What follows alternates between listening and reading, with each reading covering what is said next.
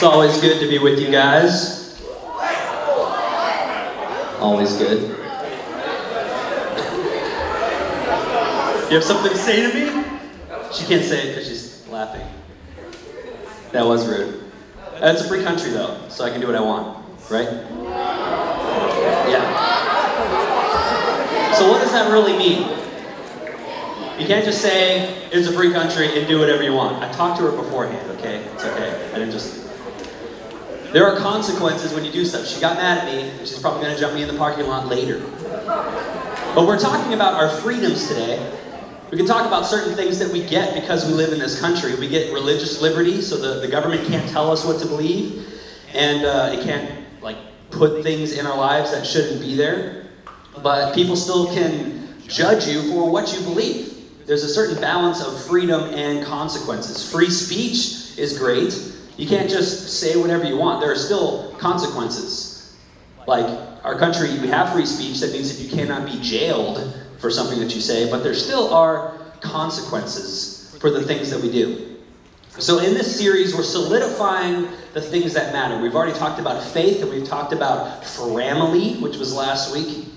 But today we're talking about freedom. Freedom is something that all of us have.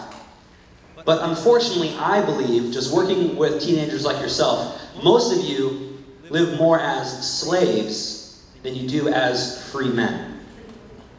Here's what I mean. You are a slave to substances. You are a slave to sex. Some guy might be like, yeah, I am. You are a slave to relationships. You are a slave to good things. You can be a slave to good grades. Like if you don't get that good grade, then something is broken inside of you. You can't live without it. You're a slave to acceptance. You're a slave to fill in the blank. All of us have something in our lives that we're probably slaves to. That is the true master of us. That if we don't do that one thing, we're going to feel broken. We're going to feel horrible. But those things don't own you. And those things can abuse you. So that's the definition of slavery. So you need to use the freedom that you have. We need to understand what freedom is. We don't need to be a slave. We are all free. So don't just have freedom. Know what it means to be free and use your freedom. That's what we're talking about today. So what are the ingredients of freedom? I believe that there are 4 essential things that come with freedom. And this might get a little philosophical for you guys, but open your minds a little bit. But sometimes few ingredients in life are actually better. Like when we're making delicious food, like a cake probably only has 4 ingredients. A steak is meat, seasoning, and some kind of butter. That's 3, and that's probably the best thing that you can eat. Sorry if you're a vegetarian. But nothing is worse than an over-seasoned steak. Have you ever accidentally put too much salt on something? Maybe your friend actually did the stupid thing with the salt shaker. I actually did that to myself by accident once. Long story. But we do that in life. We try to put too much on people. So stop trying to impress and keep it simple. Here are the 4 basic things we need to do to experience freedom. Here are the 4 ingredients of freedom. The first one is desire. Desire. This is your personal feeling. This is how you feel. It's not how others feel and they're projecting it on you. It's your personal feeling. You are free if you personally desire something. It's not peer pressure. It is your desire. Second ingredient is the ability. Not only do you have to have the desire to do something, but you have to have the ability to do something. So it would mean that you have all the tools, all the strength, all the capability to do something. Unfortunately, a person who broke their arm doesn't have the freedom to climb a tree. They don't have the ability. They might have the desire, but they don't have the ability. Third ingredient is opportunity. So there's desire, ability, and then opportunity. Opportunity is that everything is set up for you to do what you need to do. We have to have the opportunity to do what we need. And then lastly, when we're asking if something that we're doing is free or not free, it has to be with no regrets. No bad consequences. I mean, how many big regrets do you already have in your life? Some of you guys are 18, some of you guys are only maybe 15. But yet, you could probably track at least more than one finger's worth of regrets that you have in your life. I think we do a lot of things because we feel like we're forced to do them. We don't really have the desire to do them, but we are forced to do something. Or maybe we fail miserably at something, and yet we don't try again.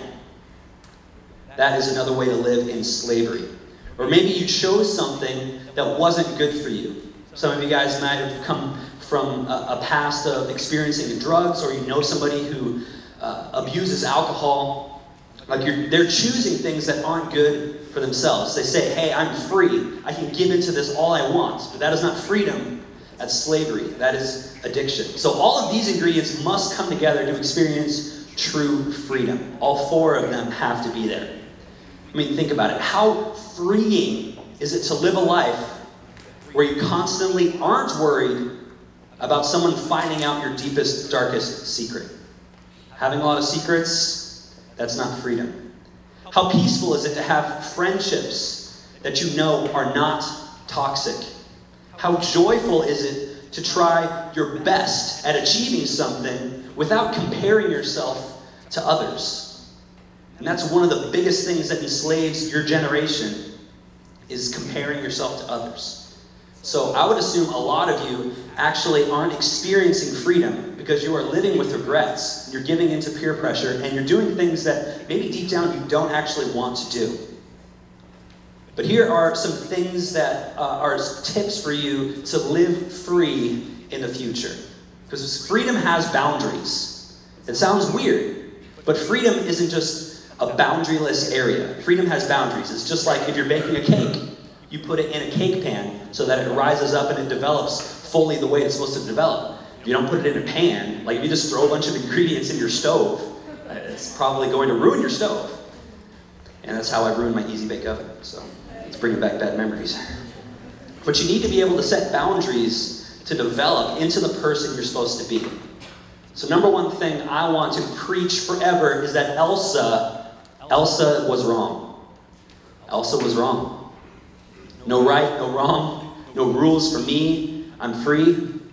It's probably the worst thing that Disney has ever done. And I love Frozen. I love Frozen. But if somebody truly believes that freedom is just no rights, no wrongs, no rules, that's not really freedom. That's slavery.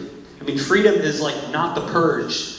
Does anybody feel like they would feel free if the purge was going on? Like, it's hard to feel free if somebody's trying to murder you. Am I right? Anybody been there?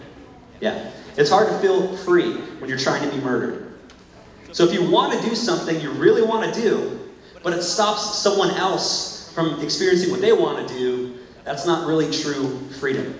Like if your neighbor wants to mow their lawn at 4 a.m., but you want to sleep, it doesn't really go together. And I might be talking to my neighbor at home if you're watching. Please don't do that again. But boundaries help you grow.